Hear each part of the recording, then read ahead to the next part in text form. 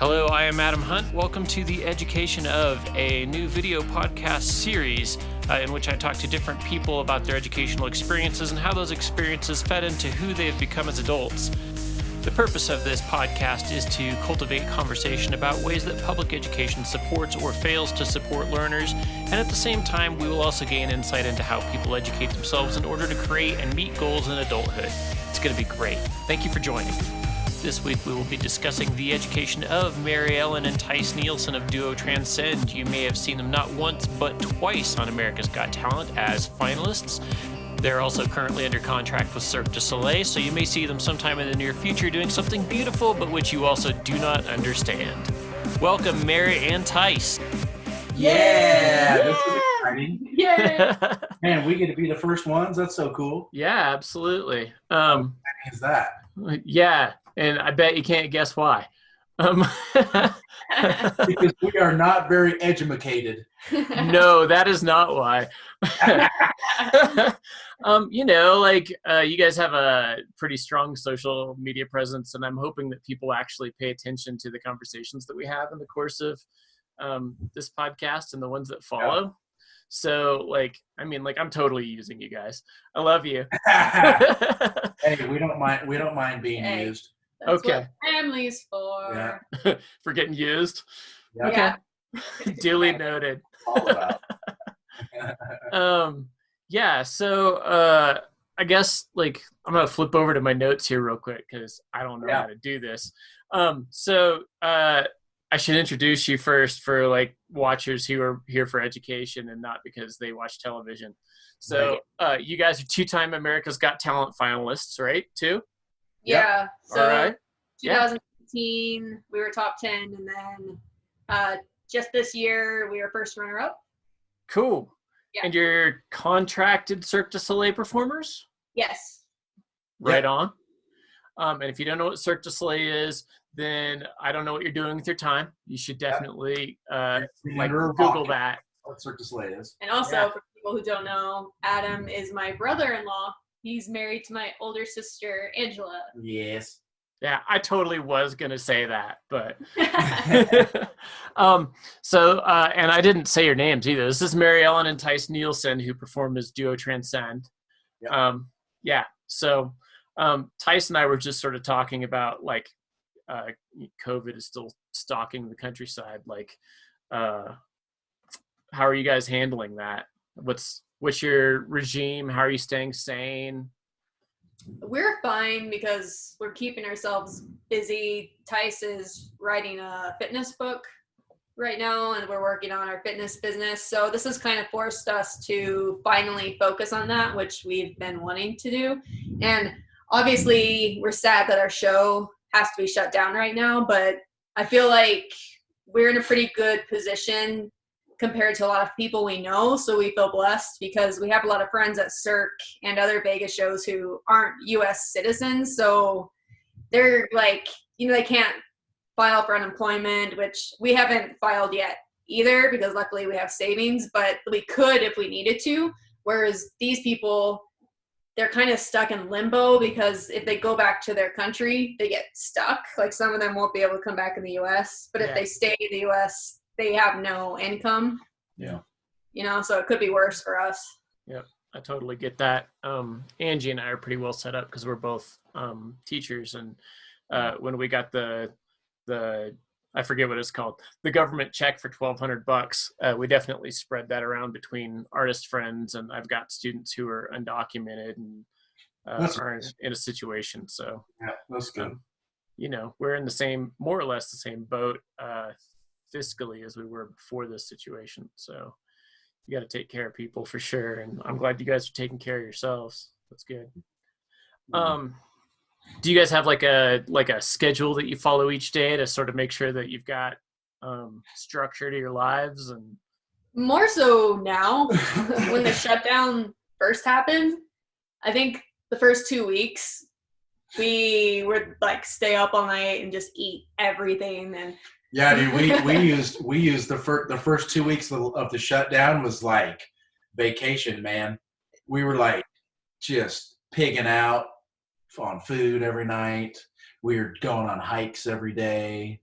I mean, it was, and we were in Vegas, and so it was like a total, just like a vacation. Yeah. But then, after 2 weeks, we were like, we should probably get our crap together because we might be in this for a minute. Yep. Like this might stick around. Because in the beginning, we had the shutdown, and we're like, okay, they'll shut us down for like 2 weeks, 3 weeks, and then everything's they'll figure it out, and we'll get back to normal. Yeah. Well, we got the 2 weeks, and all we heard was things were only getting worse and worse. So we're like, well, we probably better just get our crap together, and we've been wanting to start a online and kind of like a fitness business, like something that we can do online, but also we can do in person as well. But we've been wanting to do that for years. We just haven't had the time because we're always traveling and performing. And so having the shutdown happen, we kind of used it as a great opportunity to start another business. Cool. So we're kind of in the process of that. We're putting together nutrition plans and fitness plans, and I'm writing ebooks, and I'm writing a kind of like a full-on my life's journey of health and fitness. And so we're just kind of using it as an opportunity to get another business going. So yeah, totally. Right on. Yeah. Let me know when we're done, and I'll link whatever can be linked to the video. And if you need an editor, I got a little time.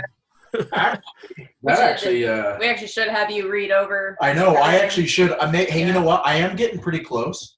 I am getting pretty close to finishing the first, my first ebook. It's it's a program that people can follow to get ready for any type of. I'm titling it. Actually, I don't have a specific title yet. Jax. Hey, Jax is back. I don't have a specific title for it yet, but it's going to be along the lines of how-to guide to get ready for to get shredded for a photo shoot. Right on. So anybody that's wanting to get lean and in really good shape for either a photo shoot, for a wedding, for engagement photos, for their Hawaiian vacation, anyone that wants to get shredded and lean for a specific thing, that's what this is. That's what I'm writing this for. Cool. And so I'm getting close to done, and I am a terrible writer. So it would be good to send it over to you so you can have a look-see over it. All right, cool. It sounds like you guys are teaching on a couple of levels though, which is cool. So maybe I'll have to have you come back if if this thing survives. So I also obviously I've sort of talked about why I wanted you to be my first guest on this, because I wanted to use you, but also it's also because you guys, I think, have a really interesting arc to your educational story. It's really non-traditional, and you've ended up in a successful place. And I think that the combination of non-traditional and success is something that we need to discuss and really put out there for teachers and people who are designing curriculum, because you did it, and you didn't do it the way other people do it. Right. We need to hear that and learn what's going on, as far as your experience goes. So I guess to begin that, I kind of want to trace this back, and you guys can decide how much you want to talk about or not talk about. But what was your K-12 experience like? How would you describe what public school or whatever version of that you went to was for you? Well, for me, and as you know, because Angie, my sister that you're married to, Dr. Hunt. Dr. Hunt, exactly. Yeah. So we were all homeschooled, and for me, and you know this, Tice knows this, and maybe not a lot of people know, but I'm dyslexic, and I was diagnosed with autism. I don't know if I actually have it, but when I was younger, the doctor said, oh, she's autistic. Am I? I don't know, maybe. Because I think a lot of times people are misdiagnosed, or sometimes people are just different. And it's a spectrum, right? Yeah. So for me, I was homeschooled. And then whenever I turned 14, I really just wanted the social life that comes with school. So I told my mom, I want to go to high school.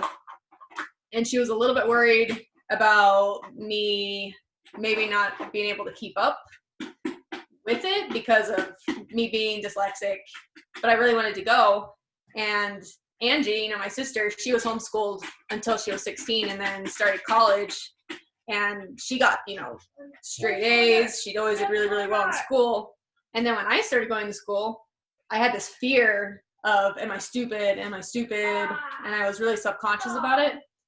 And then when I started going, I realized that I actually wasn't stupid and I was keeping up just fine.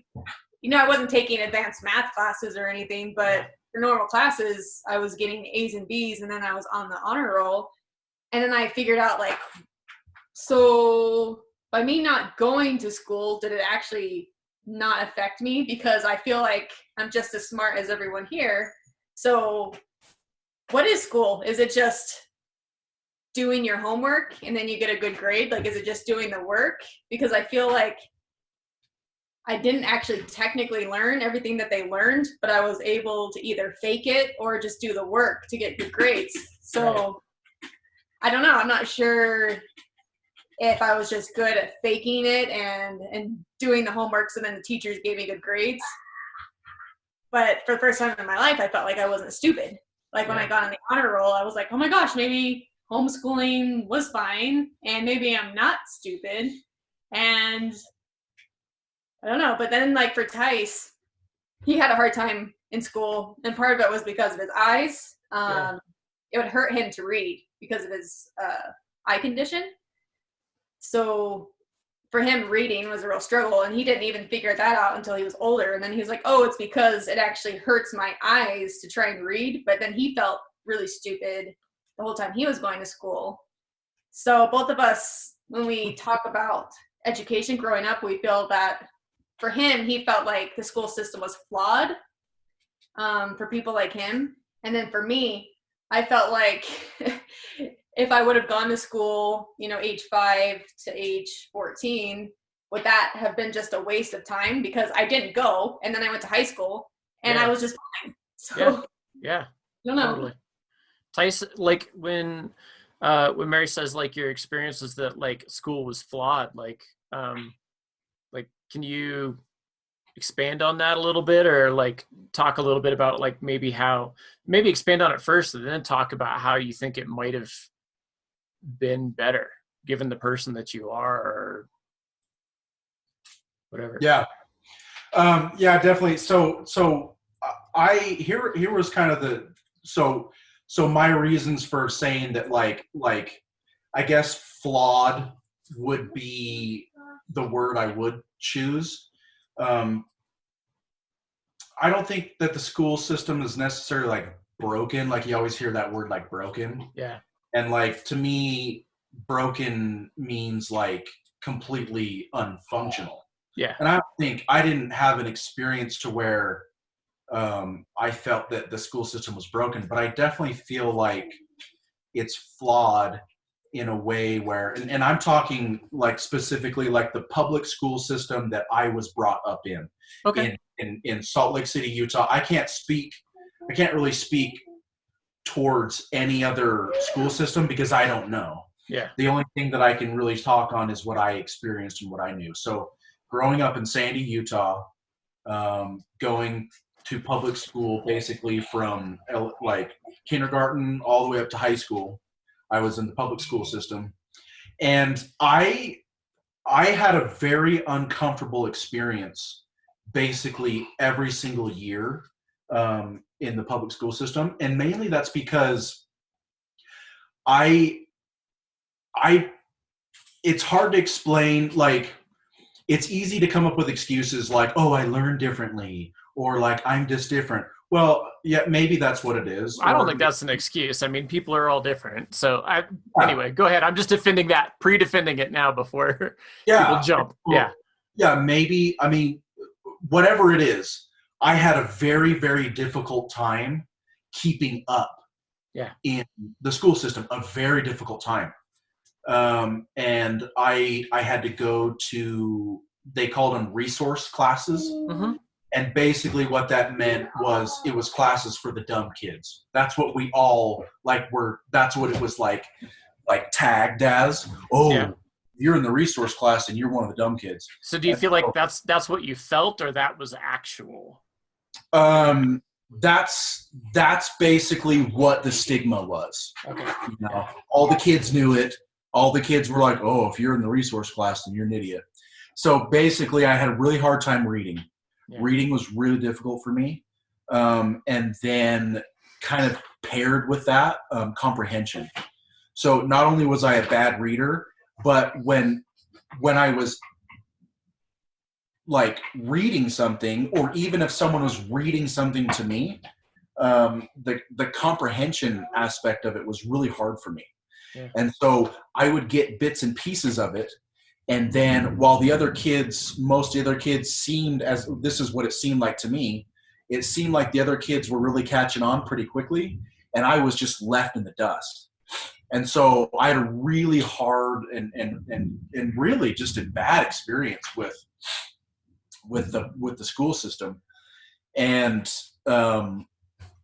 it wasn't until I left high school and I went on my LDS church mission, and everything was different because now it was like a real life setting. I wasn't in a classroom anymore. I was out on the streets and I was communicating with people, and I kind of had this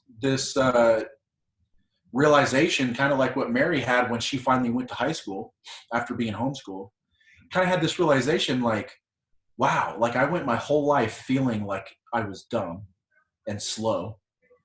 And then as soon as I kind of went out into the real world, I realized that I could catch on just as quickly as all the other people.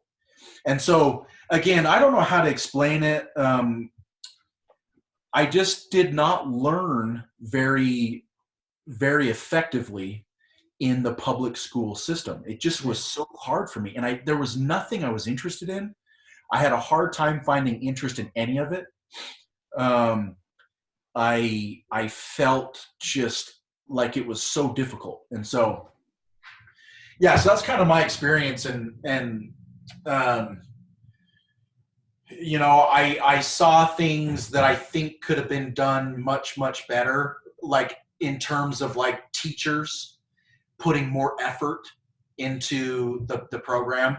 It felt like, it just seemed like a lot of the majority of the teachers I had were just kind of going by the script. Yeah. And it felt so generic and it felt so ungenuine. Yeah.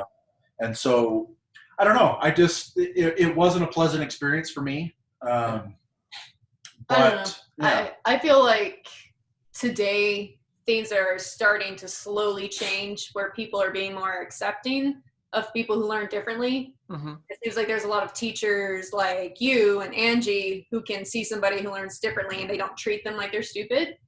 You just have a different brain and you learn slightly differently than other people. Whereas then I think when I was growing up and Tice was growing up, if a friend heard that you were dyslexic or had a learning disability, they automatically assume you're stupid and not that you're just slightly different.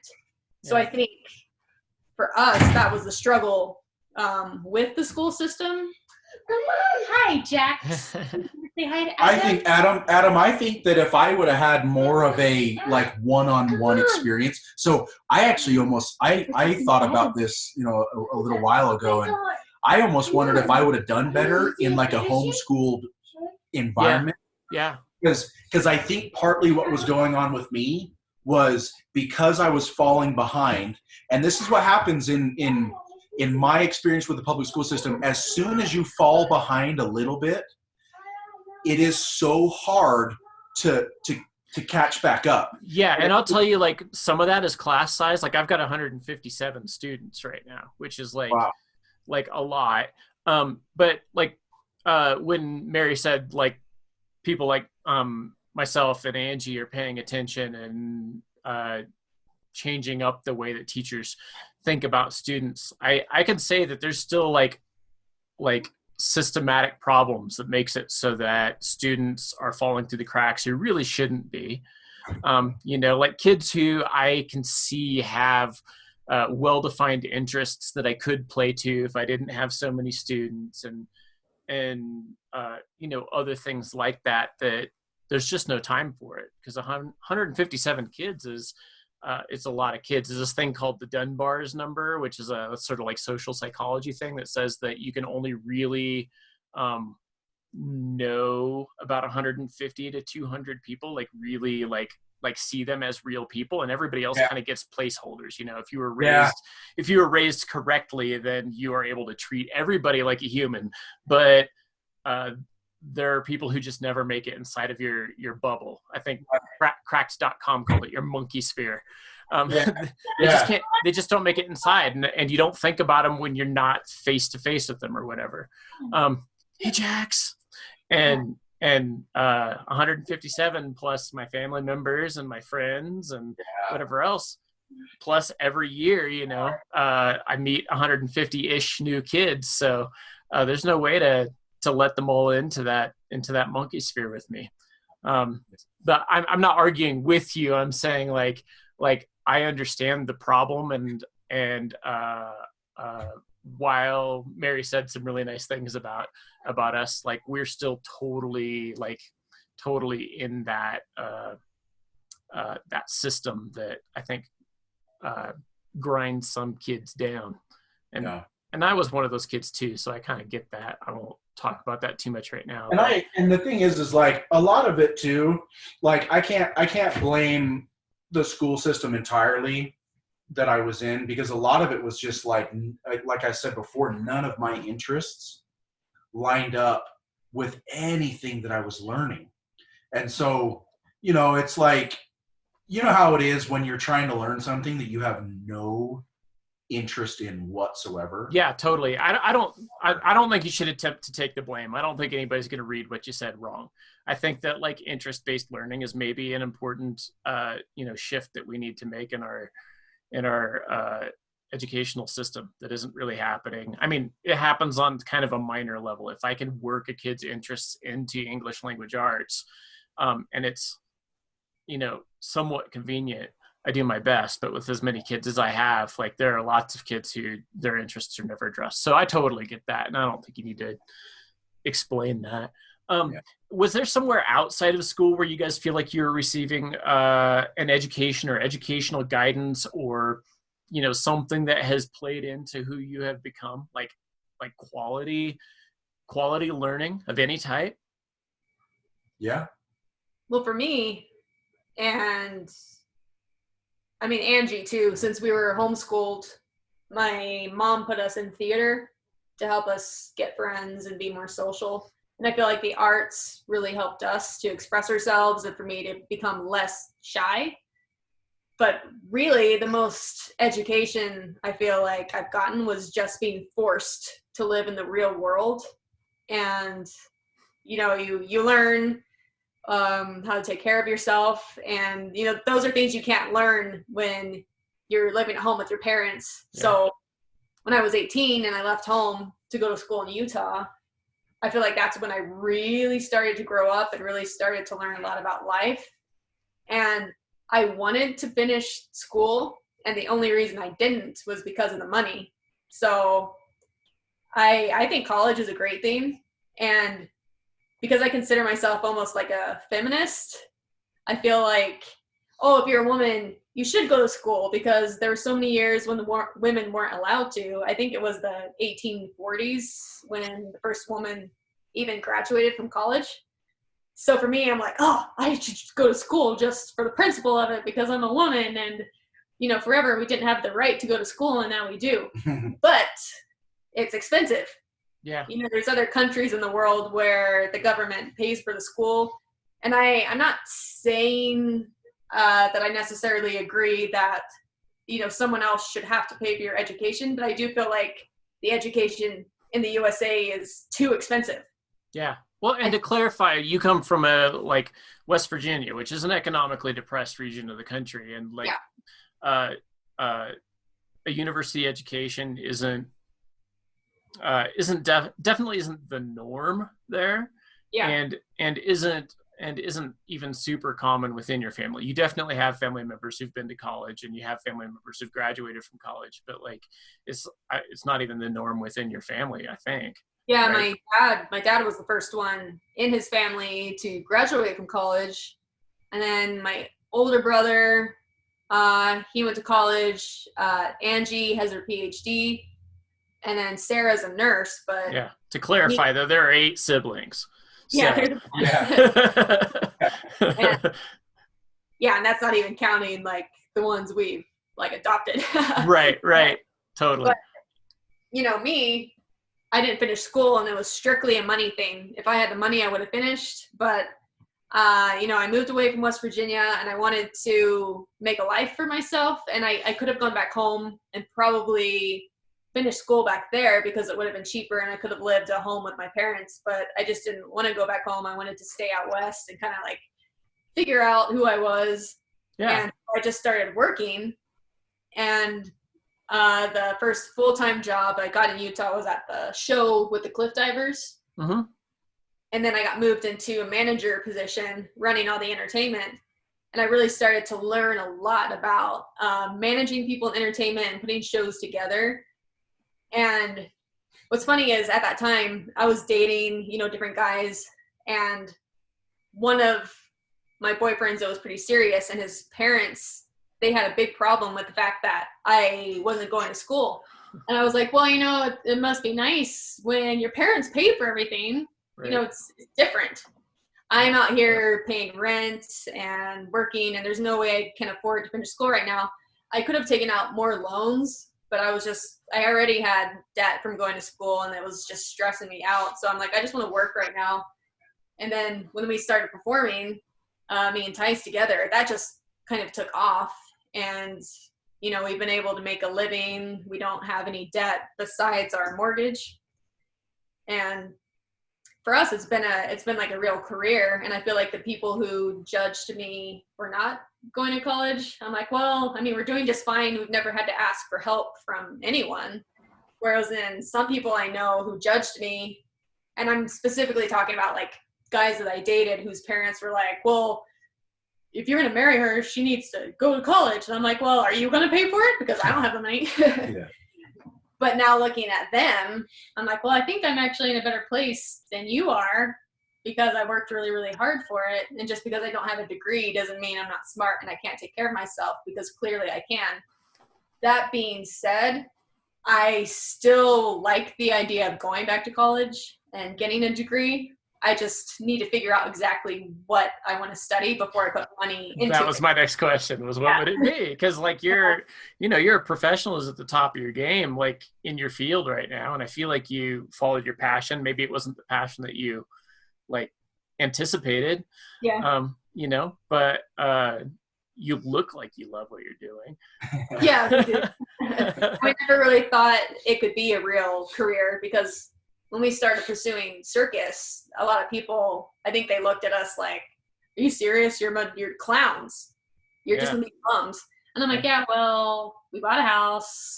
We bought our cars with cash. And meanwhile, you're in a ton of debt and you can't pay your bills. So Word. I mean, I'm not judging. It's just that don't judge me Right. for what I'm doing, because it's different. Yeah, absolutely. Tice, did you have like a source of alternate education through like say high school or right after, like something that you feel like was really valuable that wasn't school? Like where were you getting your learning? I did. No, I really did. And this was like a lifesaver. I think this is the only reason I actually graduated high school. My mom heard about this program that they would do for kids that were in that were juniors and seniors in high school. And what it was is you would go to a construction site. So I would spend half of my day at the school doing like normal school stuff. And then the rest of my day, the other half of the day, I would go to a construction site.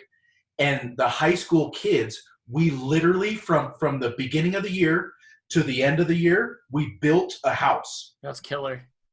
So my junior year I was the construction side. So I would go every day and we would build the house.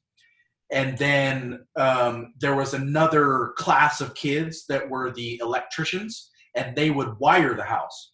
And so then I did the wiring part my senior year. Mm-hmm. So that was a cool thing for me because I was able to learn like real life skills. I learned construction, I learned brick laying, I learned drywall, I learned electrician stuff. So that was a big thing for me.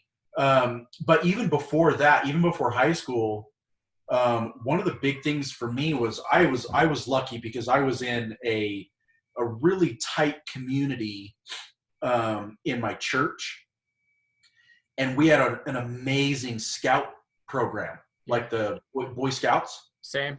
Yeah. And so, dude, I'm serious, man. Like, I think the scouting program for me growing up was probably the most important thing that I was ever a part of. Yeah. Because that was real life skills that I learned. I was amongst older men that were just really good guys. Yeah. Very successful in their individual careers in life. Great teachers. And so honestly, between the scouting program, the building the house and wiring the house in high school, and then after high school, I left and went straight on to a church mission, to where you just have to figure it out. You know, there's no like, it's sort of like learning on the streets. So between those three things, I definitely learned way more like educational value than I did actually in the school systems. Yeah. Yeah. Quick shout out to my school district, BVSD, Boulder Valley School District. We start something like that in 10th grade. It's one of the highlights of my school year every year is taking my 8th graders. That's the last year in middle school for those of you who aren't savvy, taking my 8th graders over to check out the educational center, and they have automotive, they have construction, they have computer sciences, they've got everything. And it's so cool to be able to walk through there and see, especially when I see students that I have had previously who weren't feeling successful because we were doing literary analysis or some whatever, which, you know, is like part of what you do in English language arts. It's just the system. But seeing them like reading things they need to read and then applying that information to real world skills that they like enjoy, and, you know, honestly, will probably end up making a lot more money than I'm making straight out of high school, because they get a little certificate, or sometimes even a 2-year degree. It's amazing. It was a really, really cool thing for me. Yeah. Well, I'm glad that you got to participate in that. That's like amazing. Yeah. So how did you guys like get onto the path that you're on now? And Mary started talking about that a little bit, but like, how did, like, I don't know, like, I wasn't a good student, and I'm definitely an art kid, but I can't imagine a route to, you know what, I'm going to do trapeze and circus for a living. Like, how did that happen? Well, I mean, for me, honestly, it was just me being forced to make money. I didn't have any money, and I was like, there was times when. So you joined the circus. Exactly. Which is kind of ironic because, you know, you view a circus artist as kind of like this traveling gypsy who can't make any money. But for me, when I started working at the show with the cliff divers, it was a restaurant. And when I very first started working there, I was so desperate for money that sometimes, like, I would steal the leftover food. You know, like, after people would eat, the busters would come to take the food away, and I'd be like, oh, let me eat some of that, because I didn't even have money for food. And that job was the highest paid job I could get in Utah at the time with no degree. So I'm like, oh, perfect. I'll work here. I'll figure out how to be a diver in this show, and then I'll eventually go back to school. And when me and Ty started training trapeze together, we never anticipated turning that into a career where we could actually make a living and pay all the bills. And our first year of being married, we actually went back to school and I was just taking a history class that I needed, and what were you taking? Business classes? Yeah. Like, So, yeah, just like generic business classes. I was taking an anthropology class just because I was interested in that.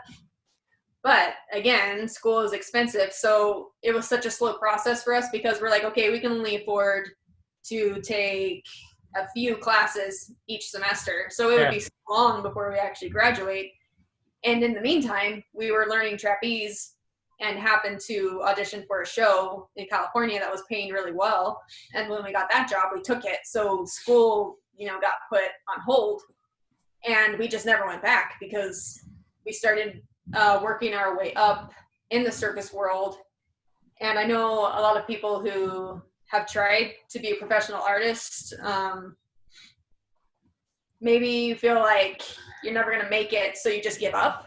Whereas with us, we're like, oh, well, we're making okay money right now. It's more than what we would make doing another job. So we just kept at it, and we kept at it. And eventually we were making a pretty good living. So we're like, well, why would we go back to school now? Because eventually we're going to have to stop performing because our bodies will give out when we get older. And I think at that point, that's when we'll go back to school and finish, and we'll have money saved up to hopefully pay for school. Yeah. Right now is the time for us to do what we're doing. Yeah. So what would you guys say, like, because I know a lot of artists too who, are trying to figure out what that pathway is to making art their main jam. What would you say is the recipe or the secret sauce to like having that happen, like making it so that you feel stable and engaged in like the whole, just being an artist? Like, how did you get there? What is the sauce? What is networking.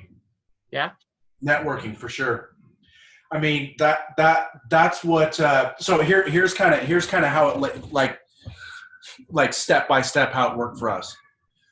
We started as the divers. Okay. In our industry, there's not many jobs for like high divers, and the jobs that there are out there are usually in shows that are like shows that you don't want to do because they're low paying and they're just sort of like ghetto. And so we started to do the trapeze because we saw a Cirque du Soleil show and there was a trapeze couple, and we're like, oh, that's pretty cool. So we started just playing around on it. And as soon as we could, we started filming like our routines and things. We would create these little demo pieces, like these short little demo videos. And as soon as we had something together, we just started sending our videos to professional companies. Yeah. That was like one of the first things we started. Mary was really good at like editing videos, and I remember editing one of Mary's videos when she was still diving. Yeah, you did. Yeah. Way back. So, Okay. So we just had this sense of like, okay, in order for this business to work, it's a little bit different. We're not like sending like paper resumes to companies. We have to put videos together.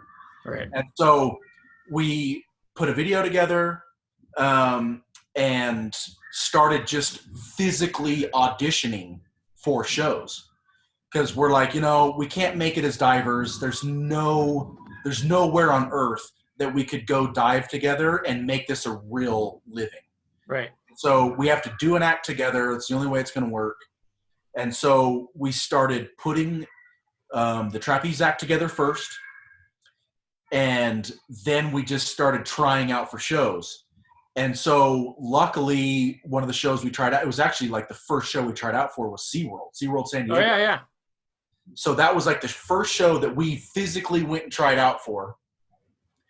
And they thought it was cool that we were a married couple. They thought it was cool that we didn't have much experience, but that like we were so willing to learn whatever it is that they wanted us to do. So they hired us. And we did the first year. It went great. And then because of the demo that we had, we had trapeze in the demo that we sent to SeaWorld in the first place. Mm-hmm. The following year, they called us and they said, hey, we're thinking about having a trapeze spot in the show for next year. We would love to consider you guys. So why don't you guys put together a demo, and we'd love to consider you guys.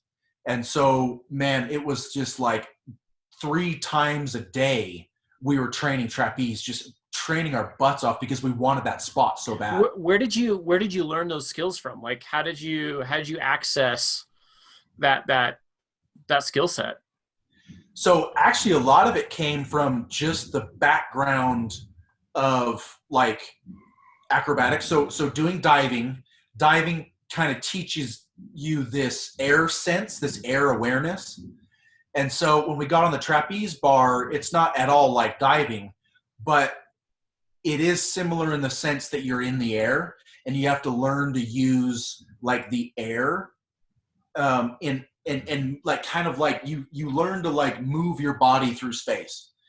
And so she had like the dancing background and the artistic visions of things. Like she could see artistically much better than me. And then I had just like strength and good air sense. Yeah, you've been doing tramp for a long time too, right? Yeah. I'd been doing like tumbling and trampoline. So, and this was all just more for fun. I was never really like a professional in this type of stuff. Yeah. It was more for fun, but it really helped us as we learned the trapeze. Yeah. So, I'm actually a terrible acrobat. Like, I never took gymnastics, but like when he said I did ballet, so I have an awareness of what my body looks like in the air. But as far as actually flipping, I don't know. He's the one with a good eye for that stuff. So he's like, do this and do this. And I try it, and some of it worked, some of it didn't, but we figured out what worked for us. And I also think that because we never doubted ourselves, that's really what worked for us, because there were a lot of people. So I went to an aerial class here in Salt Lake City. Mm-hmm. It wasn't trapeze, it was just an overall aerial class, and that was before me and Tice were working together. And I remember asking a girl how to do a trick, and she's like, oh, well, I already know that you're not strong enough to do that. And I'm like, how do you know? And she's like, oh, no, you don't have the technique. And I'm like, well, okay, if you don't believe in me, I'm gonna go learn it on my own. So it kind of like fueled this fire for me to just be like, well, I'm not gonna care what people think, I'm just gonna do it. So for us, we're like, you know what, I know we don't have this huge circus background and we're starting kind of late in life, but we're just gonna try, and if it works, it works. If it doesn't, we'll move on. And luckily for us, look, it's Adam. We're doing a video. Hi, Jax. Yeah. I can say, like, from experience, that's a personality type thing for you too. Like, your whole family is kind of that way. Like, yeah, you guys just decide to do a thing, and that's always been something that's really like miraculous to me to watch. Is you just decide you're gonna do a thing, and I'm not bad mouthing you, mom and dad, but like in my family, it was sort of like, do what is most safe, kind of like try and take care of your business, whatever. And in your family, it's like, oh, you want to do that? Cool. Go do it. Yeah. And if it doesn't work out, you get to come back home for a little bit and, recoup, and then figure out what the next thing is that you're just going to try. And your parents are all totally 100% about that. Totally okay. Yeah. And kind of going back to like, so what we were talking about earlier, like the school system and stuff and how I struggled, I realized that I'm much more of a hands-on type of person. Mm-hmm. And so when we were learning the trapeze stuff, we didn't have teachers. There's not really like duo trapeze teachers. I mean, there are some now, but we're learning it. There wasn't like really anyone teaching it. Yeah. But like that's kind of where her and I excel the most, is when we are just hands-on doing something. So rather than sitting and having someone teach us or talk to us, I do so much better if I get in it and I just start messing around. Were you like looking at YouTube or something to get the like basic idea? There was some YouTube videos that we were watching.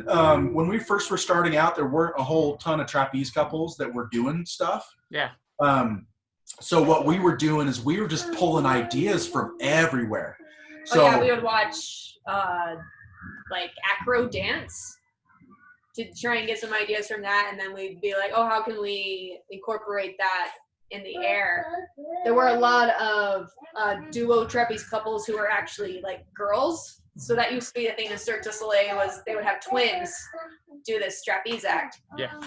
And what we really liked about that was the artistic side of it, but it wasn't as acrobatical. Is that a word? I don't know. Acrobatic, yeah. Acrobatic as, you know, some of the things that people are doing now. So we would watch different acts that had more acrobatics, and we'd be like, I think we can put that on the trapeze. Do you guys have a process for making sure that you meet goals? Like when you're like, oh, we want to do that. Like, is it like make sure that you practice it for a certain amount of time every day, or like you get up and like you eat and then this is the time for practice, or just from the perspective of like when I want to talk to kids about how to make sure they're meeting difficult goals, you know, like Stephen King will say, yeah, you have to make sure that you have a room that's set up like this with no TVs in it, no phone. And you got to write for this long, even if it's crap and whatever. Like what's your process for making sure you meet a goal?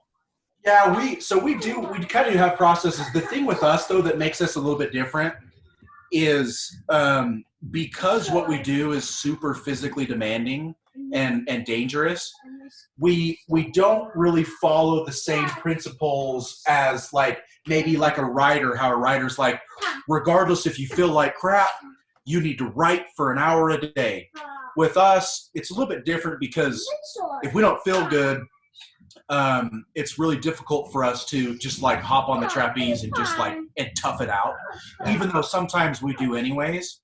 But mainly what we do is we just kind of we have these ideas. Okay, so we sit home at night, we have these ideas of what we want in like a routine, what we want to learn, what types of skills we want to learn. And so we come up with an idea of what we want to do. And because her and I, we kind of know our physical limitations. Like we know what we're good at and what we're not good at. And we know right away. So we'll come up with ideas of what we want to do skill-wise or what type of choreography we want to do the trapeze. And we'll get up there and we'll start learning something, and we can kind of tell right away whether we should continue to pursue what we're doing or if we should move on to something different. Because the thing about with what we do is you play off of your strengths heavily, and the things that you're really weak at, not that you just give up, but you have to come to realization that you're going to be really, really good at some things and really not good at other things. Yeah, I was going to ask how often like you realize that you need to make a lateral move because you're weak in an area and you need to work on that area and then step back over to the thing. Like, I assume that's a thing for you.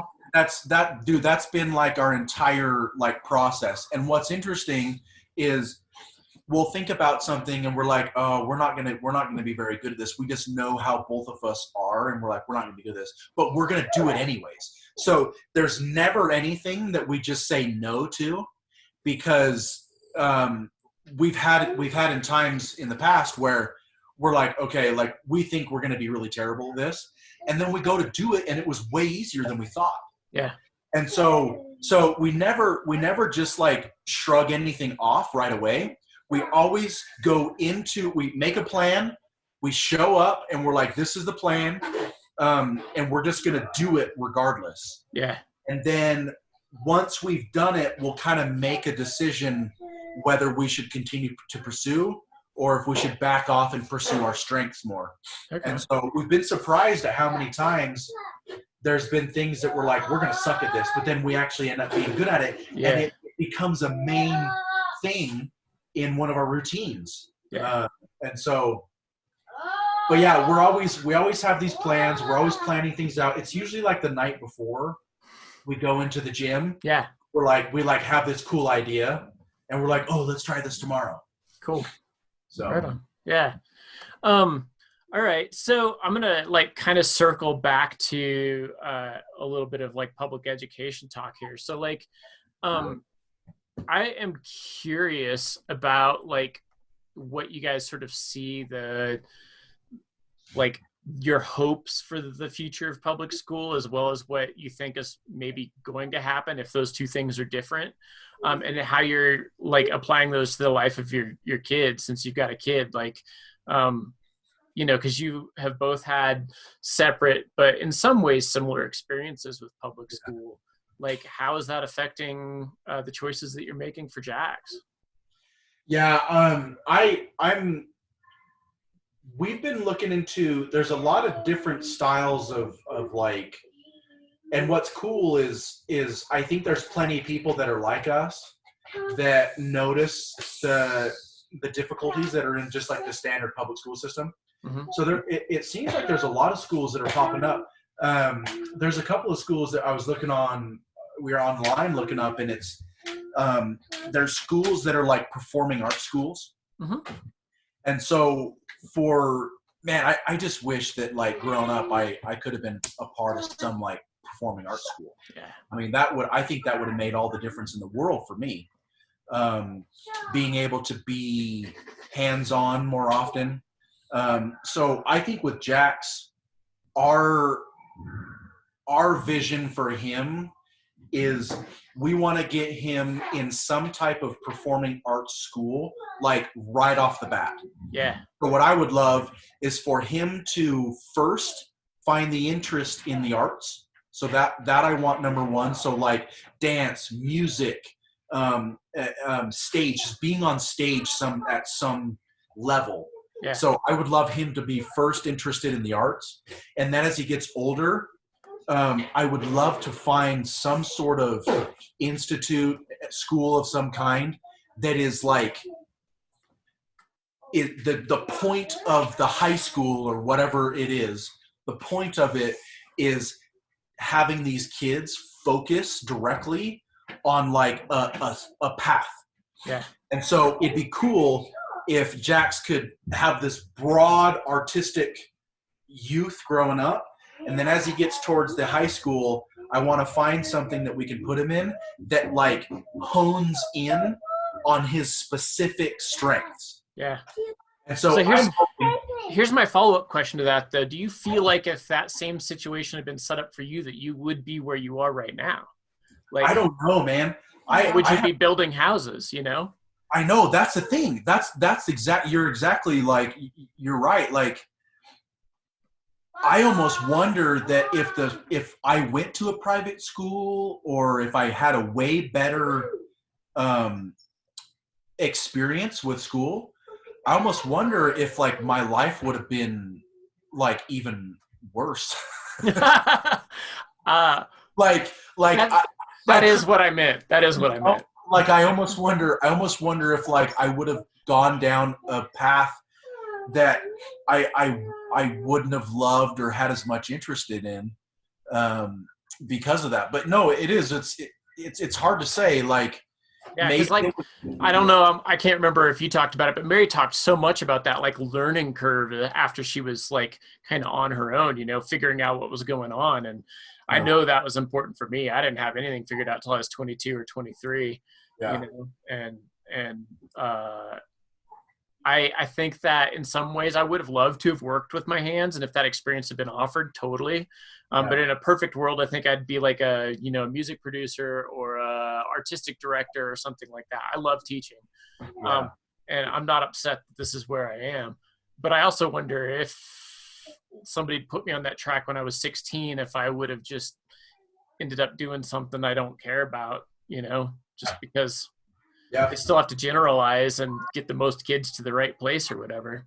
Yeah, and to be honest, like I thought up until I met Mary, I seriously thought that I would be just doing some like job that I never really cared about, that I never really liked. Like I just thought, because it was so hard for me to find a true interest in everything that I was learning in the school system. It for some reason, nothing felt like it was for me. Totally. And so when I met Mary, and we started putting together these routines and these performances, and it just started out as fun.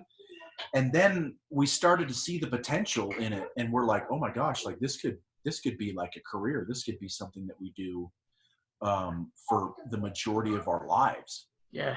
So yeah, so I mean, it was.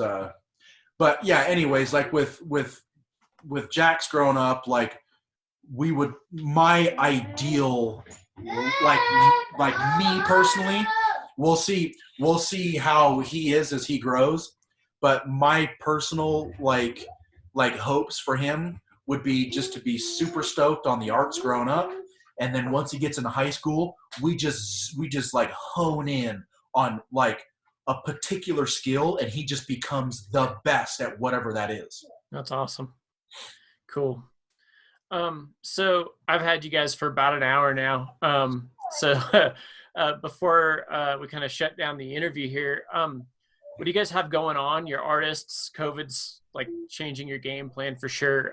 What do we need to know about what's coming up for you? How can we support you? What's interesting about your lives that we need to pay attention to right now? Well, we're pretty optimistic about continuing to perform. You know, we keep hearing word. The show that we're a part of in Las Vegas, our director that kind of runs everything in the show, she's a super savvy lady, and she's got her nose in all of the like Las Vegas like entertainment groups, and she's personally speaking with a lot of the like the politicians that are part of the Las Vegas board and all that stuff. And so we're pretty optimistic that our show is going to keep going. The show that we're a part of, it's called Celestia. It's in the stratosphere.